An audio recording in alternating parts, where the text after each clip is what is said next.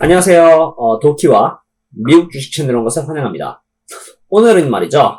마이크로소프트 코퍼레이션에 대해서 이야기를 해볼까 해요. 어제는 다행히도 이제 마이크로소프트 쪽에서 2.16%라는 이제 상승률을 기록해 주었고요. 여태까지 이제 마이크로소프트가 다른 주가의 다른 팽 주식에 비해서 좀 지지부진했는데 그 이유를 이제 최근에 나온 어닝 리포트를 통해서 알아볼 거고요. 그리고 앞으로도 이 마이크로소프트라는 주식이 롱텀 인베스터들에게는 투자하기에 왜 좋은 종목인지, 마이크로소프트가 갖고 있는 현금 보유량이라던가, 그리고 부채율, 앞으로의 성장률과 같은 부분을 알아보면서 여러분들과 함께 제가 알아본 것들을 공유해볼까 합니다. 그러니까 끝까지 봐주시면은 매우 유익한 정보들이 많이 있을 것 같고요. 그렇다면은 시작해보겠습니다. 마이크로소프트의 비즈니스 모델을 보시면요. Intelligent Cloud, Productivity and Business Processes, 그리고 More Personal Computing으로 세 가지의 섹터로 이제 구성이 돼 있죠.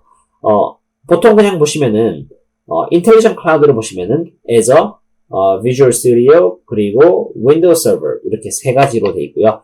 Productivity and Business Process를 보시면요. 처음에 이건 저는 듣자마자 이게 어떤 사업으로 구성되어 있는지 몰랐거든요. 근데 이렇게 보니까 알겠더군요. Office, Skype, LinkedIn, Dynamics 이렇게 네 가지로 구성되어 있네요. Office는 여러분들 모두 쓰시니까 아시겠고요. 마이크로소프트 오피스 있죠. 그리고 스카이프는 그냥 전화할 때 쓰는 이렇게 전화할 때 쓰는 것이죠. 인터넷 전화죠. LinkedIn은 이제 이직을 할 때 쓰는 그런 이제 약간 페이스북 비슷한 그런 겁니다. More Personal Computing은요. 저희가 그냥 갖고 있는 개인 컴퓨터를 말하는 것 같아요. 윈도우스도 있고요. 그 다음 엑스박스 게임기가 있네요. 그리고 빙이 있고요. 마이크로소프트 홀로렌즈랑 서피스는 제가 처음 들어본 거라 가지고 잘 모르겠습니다. 어쨌든 이렇게 사업은 이렇게 세 가지 섹터로 구성되어 있다는 것을 알 수 있습니다. 그렇다면은 현재 이 마이크로소프트 쪽에서 실적이 어땠는지 한번 알아보도록 할까요? 일단 여기 보면은 Fiscal Year 2020년 Q4에서 보면요. GAAP Result가 있고 Non-GAAP Result가 있어요. 이 GAAP Result와 Non-GAAP Result에서 간단히 말하자면 말이죠. GAAP Result라고 하면은 일단 기본적으로 매출액, 그러니까 Sales랑 그 다음에 Cost of the Goods Sold, 그 특정한 제품을 만들기 위해 소요된 돈이라고 할 수 있죠. Cost of the Goods Sold, 그리고 Sales and Marketing, 마케팅 비용을 말하는 거고요. General and Administration이니까 그냥 기본적으로 행정적인 비용, Research and Development, R&D죠. 그 다음에 depreciation 해가지고 이 depreciation이 감가상각 정도로 생각하시면 될 것 같아요. 그 다음에 tax 해가지고 이렇게 제가 말한 7가지의 부분을 총 포함했을 때 GAAP result, 즉 토탈 비용이라고 보시면 됩니다. 모든 것을 실적에 반영한 것을 GAAP result라 하시면 되는 부분이고요. non-GAAP result라고 하면요. 여기서 감가상각인 부분을 제외한 부분을 non-GAAP result라고 보시면 됩니다. 그렇다면은 이 점을 이제 담아두고 하나씩 보도록 하겠습니다. Productivity and Business Processes를 보면은 11.8 빌리언 달러로 6% 상승을 했습니다. 11조 정도 되겠네요. Intelligent Cloud는 13조에서 17% 지난해 동분기 대비했을 때 17% 상승을 했고요. More Personal Computing은 12조, 약 13조 정도 되죠. 지난해랑 비교했을 때 14% 올랐습니다. 그래서 레비뉴는 총 38조의 레비뉴를 기록했습니다. 지난해랑 비교했을 때는 13%의 상승을 했네요. 그렇다면은 gross margin 쪽을 보시면요. 25조를 기록했습니다. growth는 10%를 기록했네요. gross margin이라 하면은 말이죠. 매출액이 있죠. revenue라는 매출액이 있고 그 revenue를 창출하기 위해서 드는 비용을 바로 cost of the goods sold입니다. 그래서 이 revenue에서 cost of the goods sold를 빼버리면은 바로 이 gross margin이 나오고요. 그래서 이게 실질적으로 번 돈이라는 거겠죠. 그리고 gross margin percentage는 이 25.7 빌리언 달러에서 revenue를 나누면은 말이죠. 그게 바로 68%가 나옵니다. 실제로 계산기 두드려 보시면 68%가 나오고요. 그래서 지난해 동분기 대비했을 때 이 gross margin이 이제 10% 올랐다는 것은 이제 좋은 성적임을 증명해 주는 것이죠. operating income 같은 경우는 이제 13조 해서 이제 8%의 상승률을 보였고요. net income을 보시면요. 여기서 이제 11.2 빌리언 달러로 11조 정도 이제 net income이 나왔는데 15% 이제 지난해랑 비교했을 때 하락이 나왔습니다. 그 이유가 실질적으로 이제 gross margin 같은 경우는 10%의 growth, 10%의 상승률을 기록했는데 net income이 이제 15% 하락했다는 것은 조금 이상하지 않나요? 그리고 그로 인해 diluted earning per share 같은 경우는 1.46달러를 기록했고요. 이것 또한 그로 인해서 15% 하락이 나왔습니다. 넘어가기 전에 이 diluted earning per share와 basic earning per share에 대해서 간단하게 이야기하자면요. basic earning per share는 기업이 예를 들어서 이제 수익을 100만 원이라는 수익을 달성시켰고요.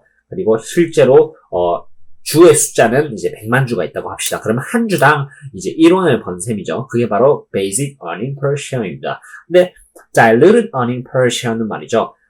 실제로 나와 있는 주가의 숫자가 실제로는 100만 주가 아닌 거예요. 여기에는 옵션도 있고요. convertible이라는 것도 있고 다양한 이런 주가에 있는 옵션들이 있는데 그런 것까지 다 치면은 실제로는 나와 있는 것은 100만 주가 아니라 150만 주 또는 200만 주가 될 수도 있는 거죠. 그래서 그런 걸 일반적으로 저희가 볼 수 없는 모든 주식까지 포함했을 때 그것을 이제 diluted earning per share라고 합니다. 그래서 diluted earning per share를 이제 참조하는 것이고요. 15% 떨어졌네요. 그렇다면은 이것에 대한 이유를 알아봐야겠죠. 실제로 왜 떨어졌는지. 다행스럽게도 이제 마이크로소프트 쪽에서 expense 해가지고 이렇게 그 이유에 대해서 적어놨습니다. 보시면은 말이죠. 여기 sales and marketing expense increase. 세일즈랑 마케팅 익스펜스가 455 밀리언 달러로 이제 9% 상승했다고 하죠. 이게 다 비용이거든요. bad debt가 안 좋은 그런 이제 부채 같은 것들을 다 팔았다고 하네요, 또. 그리고 이게 보면 general and administrative expenses로 돼 있죠. 이게 바로 그냥 행정에 대한 행정 비용이거든요. 그게 바로 231 밀리언 달러로 이제 16% 상승을 했다고 합니다. 그래서 요것 또한 바로 그 net income을 깎아내리는 그런 이유가 된 것 같습니다. 그리고 research and development expense 또한 R&D 쪽에서도 이제 701 밀리언 달러 상승이 있었고요. 그게 바로 16% 정도 되는데요. 작년에 비해서.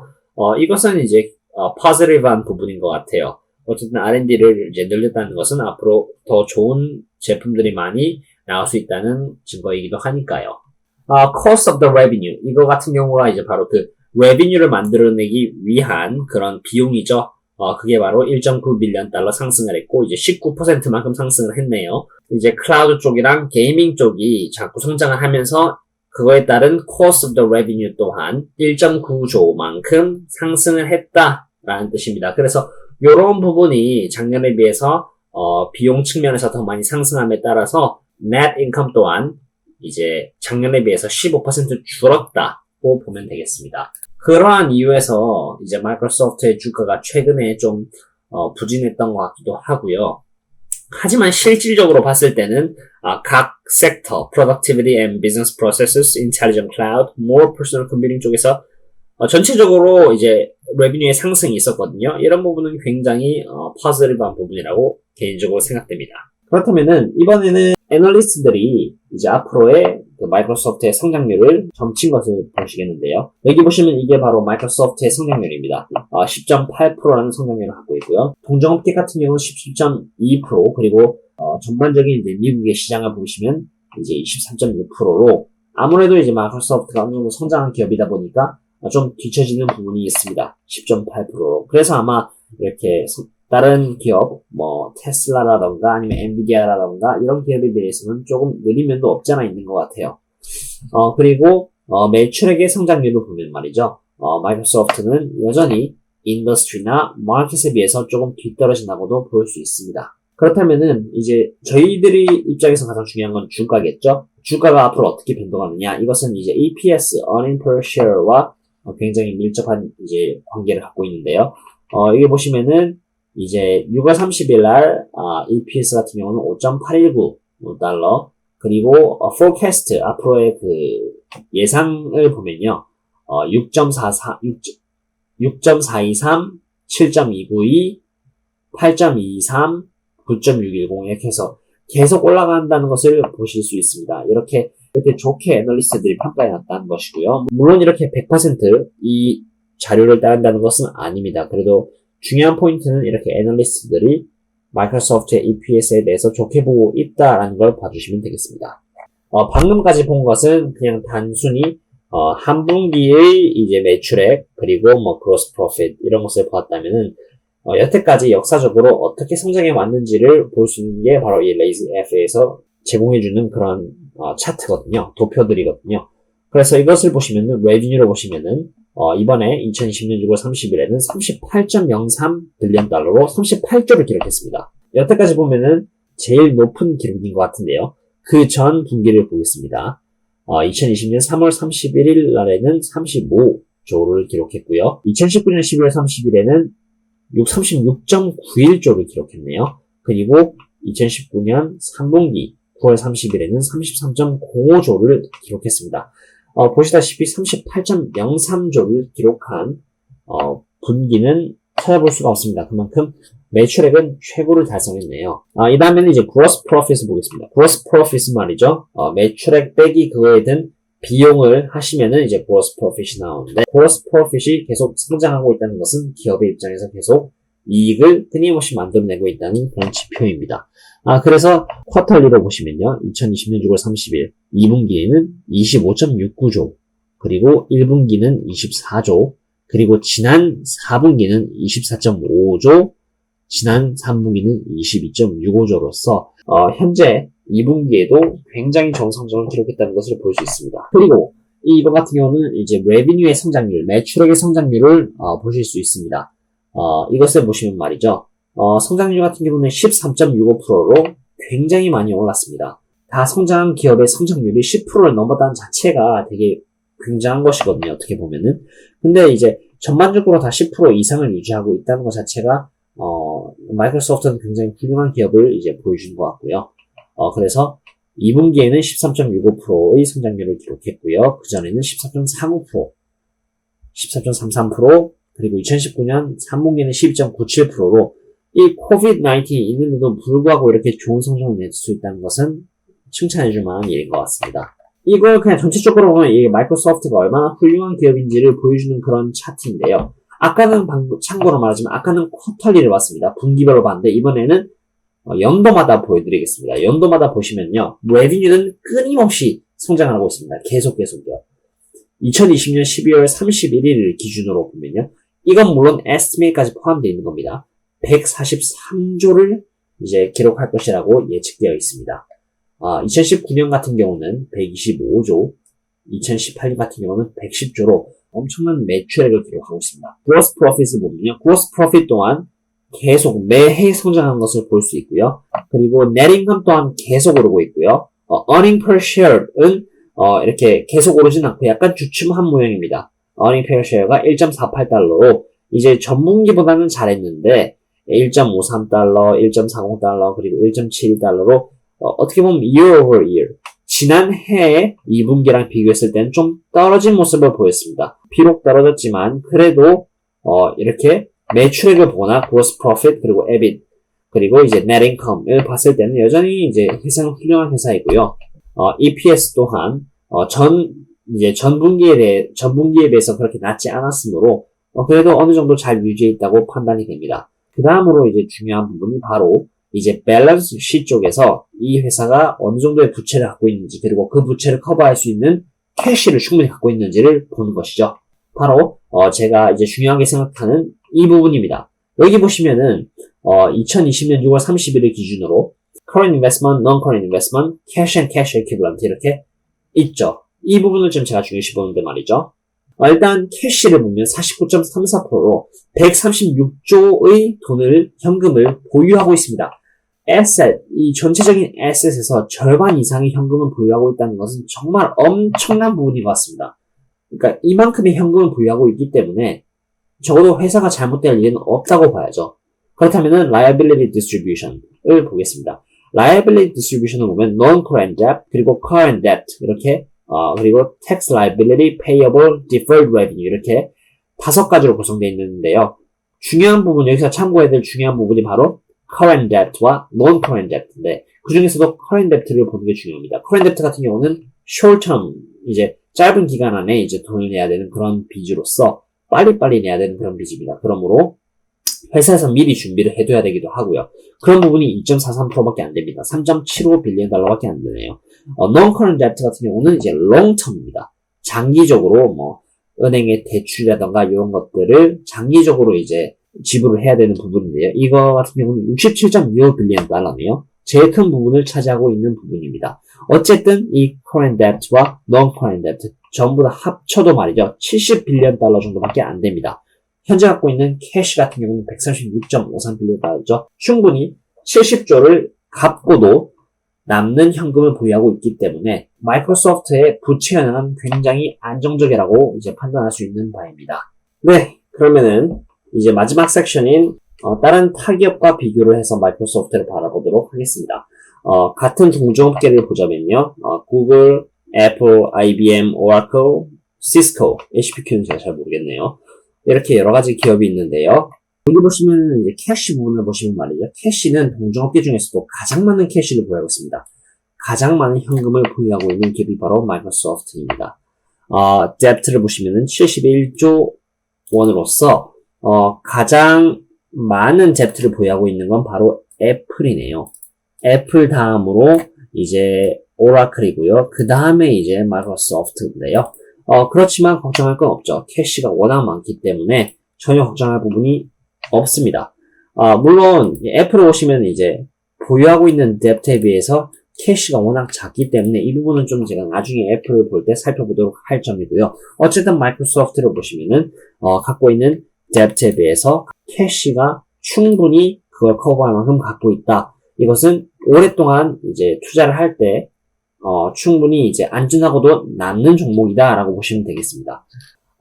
Return on Equity를 봐도 39.50으로 이 정도면 훌륭한 이제 지표라고 보거든요. 구글이랑 비교했을 때도 마이크로소프트가 더 높고요. 물론 애플이랑 비교했을 때는 적습니다.